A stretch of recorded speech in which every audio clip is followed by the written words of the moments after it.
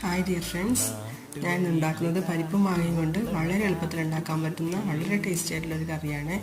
അതിനായി പുളിയുള്ള 2 ചെറിയ മാങ്ങ എടുത്ത് തൊലി കളഞ്ഞ് ചെറിയ കഷ്ണങ്ങളാക്കി എടുക്കുക. പരിപ്പ് അരക്കപ്പിൻ്റെ പകുതിയിലധികം എടുത്തിട്ടുണ്ട്. അതിൽ മഞ്ഞൾപ്പൊടി ചേർത്ത് കുക്കറിൽ 2-3 വിസിൽ വരുന്നവരെ വേവിക്കുക. അതിനുശേഷം മുറിച്ച് വെച്ച മാങ്ങ കഷ്ണങ്ങൾ അത് ചേർക്കുക. മുളക് പൊടിയും ഉപ്പും ചേർത്ത് വീണ്ടും 2 വിസിൽ വരുന്നത് വരെ വേവിച്ചെടുക്കുക. തുറന്നു നോക്കി പാകത്തിന് ഉപ്പും വെള്ളവും ചേർത്ത് 10 മിനിറ്റ് തിളപ്പിക്കുക.